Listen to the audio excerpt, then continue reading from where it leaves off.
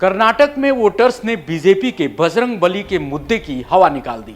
राहुल गांधी पूरे देश की फलक पर एक बड़ा सितारा बनकर उभरे हैं। कर्नाटक की हार को पीएम मोदी की हार भी बताया जा रहा है। पीएम मोदी ने अपनी पूरी ताकत कर्नाटक में झोंक दी थी, यहां तक कि 91 गालियां भी गिना दी थी। बजरंगबली के नारे भी लगवाए, लेकिन हर दांव फेल साबित हुआ। एक तरफ जहां मोदी की रणनीति फेल हुई, वहीं यूपी में सीएम योगी आदित्यनाथ अपनी परीक्षा में मेरिट से पास हुए और अब चारों तरफ सीएम योगी की चर्चा है। आखिर ऐसा क्या हुआ कि मोदी हार गए जबकि योगी जीत गए? आइए इसका चुनावी विश्लेषण करते हैं। नमस्कार, आप देख रहे हैं लाइव यूपी न्यूज 24। मैं हूं आपके साथ लक्ष्मी शंकर मिश्र। कर्नाटक में विधानसभा चुनाव हुए तो पीएम मोदी बीजेपी के स्टार प्रचारक बने। कांग्रेस ने प्रदेश में बजरंग दल को बैन करने की बात कही तो पीएम ने रैली में बजरंगबली के नारे लगवा दिए। अभी तक चुनाव में जय श्री राम का नारा देने वाली भाजपा इस चुनाव में बजरंगबली को भी चुनावी मुद्दा बना दिया।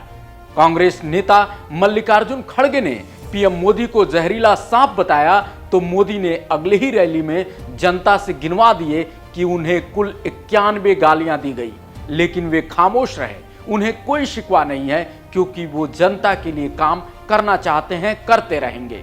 चुनाव आगे बढ़ा तो कई राजनीतिक विश्लेषकों ने दावा किया कि पीएम का बजरंगबली का दांव भारी पड़ेगा और कांग्रेस की हालत इस चुनाव में पतली हो जाएगी। लेकिन जब रिजल्ट आया तो बीजेपी का रंग उतर गया। न बजरंगबली चले, न उनका मुद्दा चला और न ही किसी भी तरह का इमोशनल कार्ड, बल्कि मीम्स की बाढ़ आ गई।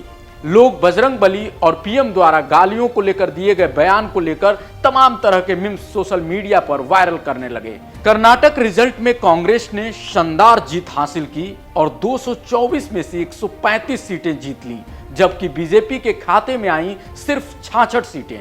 अब इस करारी हार को मोदी की हार से जोड़कर देखा जा रहा है।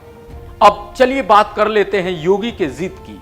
दरअसल जब कर्नाटक का रिजल्ट आ रहा था, उसी समय यूपी में निकाय चुनाव का भी रिजल्ट आ रहा था। एक तरफ जहां कर्नाटक में बीजेपी की करारी हार हुई तो वहीं यूपी में चारों तरफ कमल खिल उठा।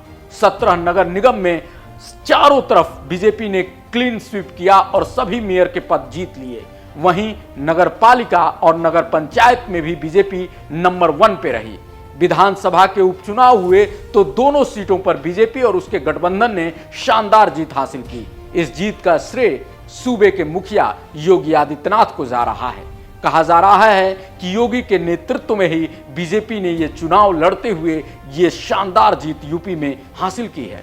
हालांकि यह भी सच है कि अगर नगर पालिका और नगर पंचायत में विपक्ष एकजुट होता तो परिणाम शायद कुछ और होता। ऐसा इसलिए क्योंकि नगर पालिका में 199 में 84 सीटों पर ही बीजेपी को जीत मिली है, जबकि विपक्ष के खाते में 121 सीट है। वहीं 544 नगर पंचायत में 198 पर बीजेपी को जीत मिली है, जबकि 343 सीटों पे कहीं ना कहीं विपक्ष है। ऐसे में ये रिजल्ट बताता है कि अगर विपक्ष एकजुट होता तो बीजेपी के लिए मुश्किलें और बढ़ जाती। कर्नाटक का चुनाव हारना बीजेपी के लिए कहीं ना कहीं बहुत ही खतरनाक संकेत है। चुनावी विश्लेषक अब कह रहे हैं कि अगर राजस्थान चुनाव में कांग्रेस जीत हासिल कर लेती है तो बीजेपी की मुश्किलें खड़ी होनी शुरू हो जाएंगी। और यही वजह है कि बीजेपी और पूरा अमला जो है, बीजेपी की पूरी पार्टी जो है, इस समय आत्मचिंतन के दौर से गुजर रही है। लगातार कर्नाटक चुनाव पे मंथन का दौर जारी है, जबकि दूसरी तरफ योगी आदित्यनाथ ने यूपी फतह कर यह दिखा दिया है कि वो अभी भी यूपी में सबसे चहेते बने हुए हैं। लेकिन इन सब चुनाव में जो सबसे बड़ा चेहरा उभर के सामने आया है वो है कांग्रेस के राहुल गांधी। और ऐसा माना जा रहा है कि राहुल गांधी ने जो भारत जोड़ो यात्रा निकाली उसका फायदा मिला है और कर्नाटक से कांग्रेस मान रही है कि एक शुरुआत हो गई है भारतीय जनता पार्टी को पटखनी देने की। कांग्रेसी कार्यकर्ता और नेता उत्साहित हैं और वो मान रहे हैं कि 2024 में जो टक्कर देने वाली बात थी उसकी शुरुआत अब कर्नाटक से हो गई है। अब वो दम भर रहे हैं कि आने वाला राजस्थान भी हम जीतेंगे और जो भारत जोड़ो आंदोलन की जो शुरुआत हुई है उसका अब माहौल दक्षिण भारत से लेकर उत्तर भारत तक दिखेगा। तेलंगाना में इसका असर दिखने लगा है, राजस्थान में आने वाले समय में इसका असर दिख सकता है। यही वजह है कि बीजेपी के लिए ये समय सबसे मुश्किल की घड़ी है। बीजेपी को आत्मचिंतन करना होगा, क्योंकि यूपी में भी नगरपालिका और नगर पंचायत के जो रिजल्ट हैं वो बताते हैं कि गांव में बीजेपी अभी भी बहुत कमजोर है। ऐसी स्थिति में हो सकता है कि अगर कांग्रेस और अन्य विपक्षी पार्टियां एकजुट होती हैं तो विपक्ष एक साथ मिलकर बीजेपी को चारों तरफ से घेर सकता है। अब ये तो आने वाला वक्त ही बताएगा कि बीजेपी इस चुनाव में हार के बाद किस तरह से मंथन करके वापसी करती है। फिलहाल तो कांग्रेस के लिए चारों तरफ से एक ऐसा संकेत मिला है जिससे वो अब फतह की तरफ, एक बेहतर कल की तरफ बढ़ने लगी है। तो आज के इस चुनावी विश्लेषण में इतना ही। अगर आप निष्पक्ष पत्रकारिता को आगे बढ़ाना चाहते हैं तो फेसबुक पे हैं तो हमारे पेज का सब्सक्रिप्शन जरूर लें और हमें स्टार्स भेजें, क्योंकि आपके सहयोग से ही हम आगे बढ़ेंगे। अगर आप यूट्यूब पे हमारा वीडियो देख रहे हैं तो हमें सब्सक्राइब करें, हमारे वीडियो को ज़्यादा से ज़्यादा शेयर करें।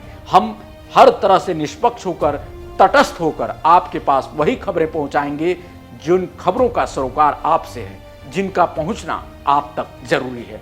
दीजिए इजाजत, फिर आएंगे एक नए चुनावी विश्लेषण के साथ, एक नए राजनीतिक स्टोरी के साथ, कुछ अन्य मुद्दों के साथ आपके बीच। नमस्कार।